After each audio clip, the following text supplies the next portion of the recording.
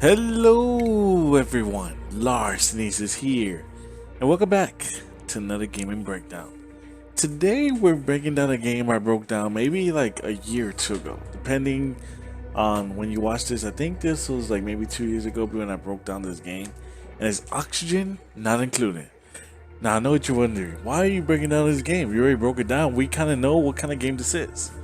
Well, this is for people who haven't seen it yet, and this is for people that just don't know. Maybe this game was in early access for 2 years, and now it's finally released fully on Steam and Epic Store. I'm pretty sure this game will probably come on consoles in the future, just like Don't Starve and other games that Clay made. But for now, it's only for PC. And just let me go through the breakdown real quick. What is Oxygen Not Included? It is a mix of RimWorld and kind of like Don't Starve somewhat, just a little bit, just a little tab of Don't Starve. Now, it's not 100% like a rehash of RimWorld with just like their hand-drawn graphics. It is a different type of game. It is a base builder, yes. It is more, trying to like the goal in Oxygen like Not Included now. Like officially since the release, the goal is to leave, to get out the planet that you pick, and there are multiple planets to pick as you watch it in the background. And this wasn't here before in early access. You didn't have the choice to pick what biome you had, and now you can pick what kind of planet. If you want like more of an easy planet, or you want more of like a challenge, or if you want like a straight, I want to see how long I can survive on like the hardest difficulty.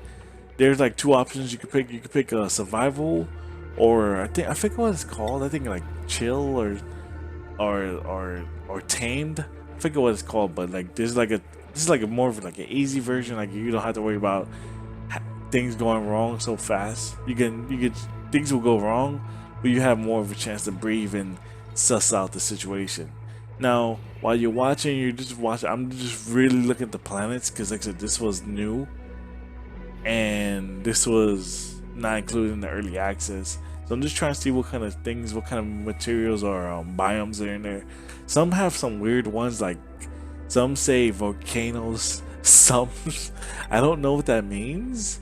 Like I'm like, what does that mean? Does that mean there's like an actual literal volcano that blows up from time to time, causing smoke, fire, lava, and those other horrible terribleness, or is that just something they're saying? Who knows?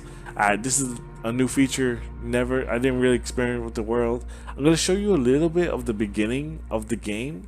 I'm gonna pick like one of the newer planets, not the hardest ones, like a still easy, well not easy, but mediocre, but one of the moderate planets with just a little bit more change from the one I'm used to.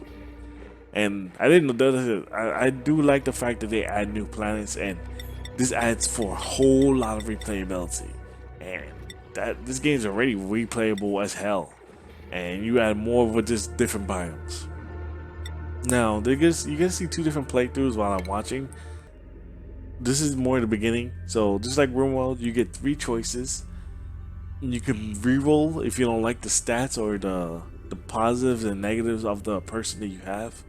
Now you can just hit reroll and get a new person just like that, or you can pick for specific classes, or I don't know if it's classes really, but like, I guess a specific trait that they have. Now I see that being way more useful for like the harder planets or more desolate and stuff, because you're probably gonna need more people with specific features. You're probably gonna need more like a chef early, a guy who's really good at digging, and maybe someone else. I'm not sure what else you need. Maybe like a builder. So let's go into the game. I'm gonna go re-roll some characters because the stats I got were pretty mediocre.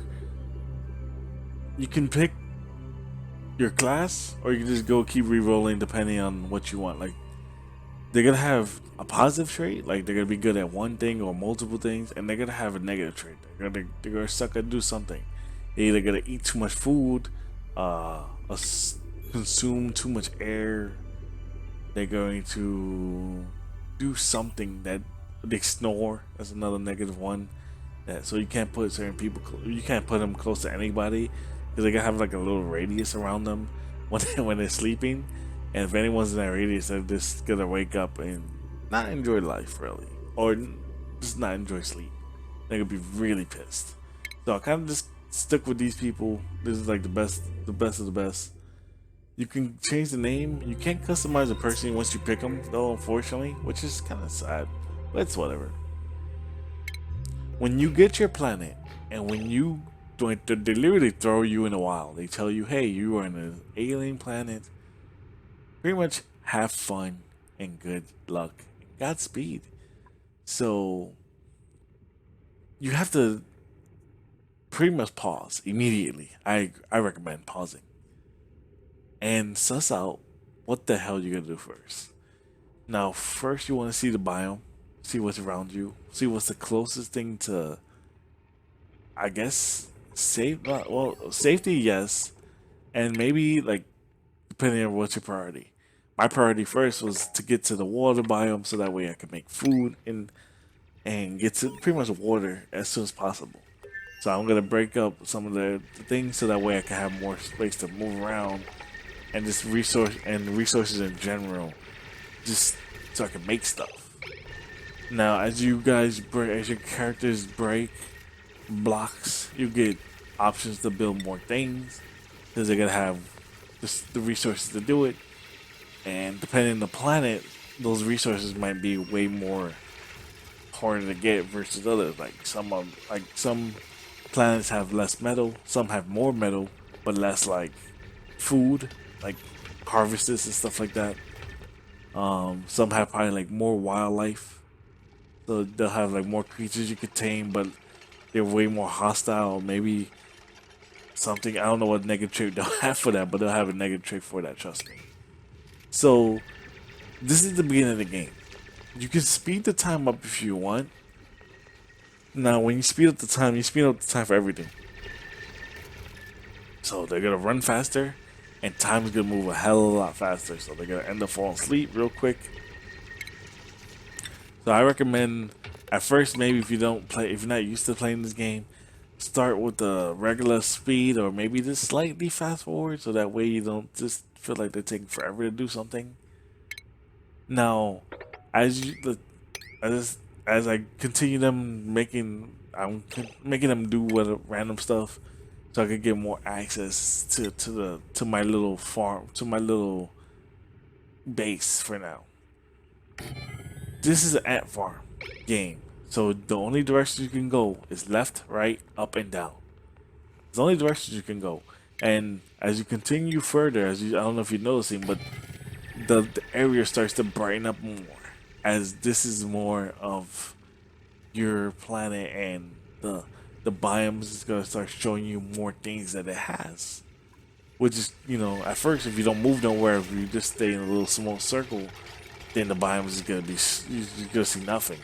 But if you start exploring and going more towards directions, which you're eventually gonna have to, because you just can't fit everything in one little spot.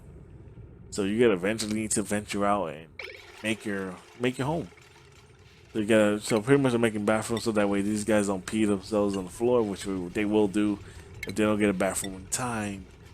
Actually, believe it or not, when I showed a little future gameplay, someone actually does piss on the floor. So that does show, like, you gotta make sure, like, I had bathrooms, so for the record, but the bathrooms were clogged and they needed to use it and they had to just go.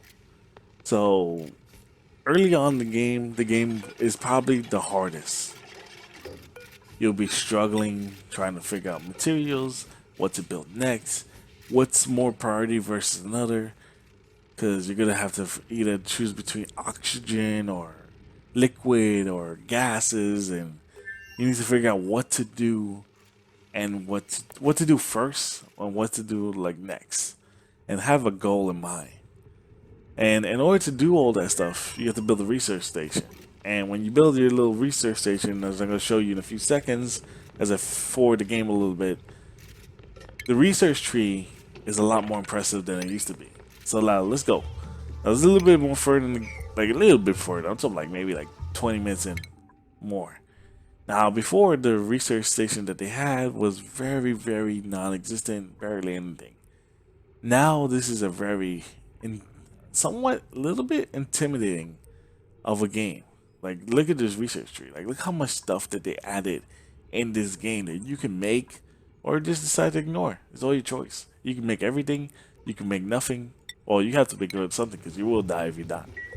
And as your as your game as you play the game from the beginning till however long you make it, your characters will get experience. As they get experience, they'll level up and they'll get skill points that you have to put in certain perks, which I think is pretty cool.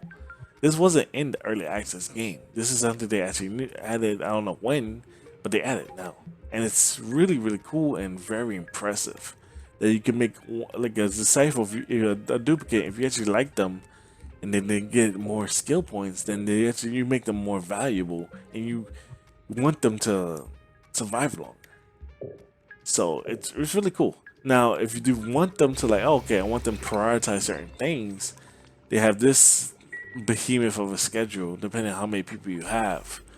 Well, you can do it with 3 people, you can do it with 5, you can do it with 30, but you can prioritize what job that people do, what jobs your duplicates does, and what priority, like how important is it for certain people. Like, do you want your main person to be building, digging, researching, doing this, doing this, doing this? You can't have them do everything. So you can show them, like, hey, this is a priority for this person because they're good at it. Like, especially if they're good at it, you want them to do it more so that way they can continue doing it the best. Like I said, every character has certain stats, and this plays on it so that you can make them do the cooking more. If they're like more of a chef versus another person, then that person can cook more, and then have another person cook on the side. But you have your main chef, and then you're like you have your Gordon Ramsay, then you have your Larcenies who can barely make anything. Now this is a little bit more further in the game. Like, this is like my first, well, not first time playing it, but this is my like my last series I did. I went into the game and I wanted to see what the hell happened. Now, as I look, you're gonna see me mess around with menus and kind of just look around. This is I literally popped up the game once I heard about 1.0, and I wanted to see what the hell I was doing. This water cooler never made it. I have no idea where the hell it came from. Don't care though. Got a free water cooler. Thank you. And then I'm looking around just to see what they did, and what they added. And this is new too as well. Never seen it before in my day in my life. Have no idea what that does. Now, as I look around, every biome's different. Everything's going to look different. There's different things for different people, and it's gonna show. Now, when the day ends, when the night ends, and they wake up, you're gonna see different colors of gases in the game. Those are the air that flows into the game. Now they have oxygen, they have carbon dioxide. Keep fucking that up somehow. They have chlorine and some other H1, probably some other stuff I don't know about. And each, except for oxygen, is harmful to your duplicates. As they do jobs, as you make them dig, as you make them build, as you make them do certain things in certain situations, depending on how the iron farm is built, you have to, oh, for record, someone pissed on my floor. I don't know if you're paying attention, but just like I mentioned, pissed on the floor and making them clean it up now. Or making everyone clean it up. But you pretty much have to pay attention to where you're sending your guys. Now, unfortunately, sometimes you're going to have to go to certain places. You're going to have to put your duplicates into harmful gases for certain things, because you're gonna need either the material they have there, or you're gonna need the gas itself to make certain things, because gas in this game is a resource. You can use it to power up your generators and power up your main base. There's some that you can use to actually clean the air and produce more oxygen for you guys. And now, if you don't pay attention to those things, your characters can easily die and slowly faint to the sweet sense of abyss. So there's always this sense of urgency as you could play in the game, especially in the early game. This game is it's not forgiving. You will die if you make like you won't die instantly, thank God. But if you mess up, your characters will die. They will drown. They will fight a monster. They'll fight an enemy and then die. They will fall into an area of contaminated air and come and walk around with some type of infectious disease that they can't get away. They can't get rid of, and then slowly die. So you have to really prioritize what to do and how you do it. And this game is it's only like $20. It's on sale now for like 16 something. And this game's worth it. It has a lot of replayability. You have a whole bunch of things you can make. Like, look at this. Just again, just so you can remember. It has a whole stuff in the research tree. And on top of that, as you play, your biomes are different. So this right here, this little computer setup, I didn't even know this until I was playing it. I was like, what the hell is this? This wasn't here before. And as you progress in the game and you go more up, down, left, right, your areas will open more and you'll get to see cooler stuff like that. Now, if I was suicidal, I'll make that priority and just let them go there. But then they'll probably die and they'll probably not make it. But now that the game, like I said, I only have like 10, maybe 15 hours the most of this game I played for early access time. Now, the reason why I don't have so much hours into this game is because I was waiting for the game to be fully released. I played the game in early access. I was like, oh, this game is fun. I like it. I think this game is good.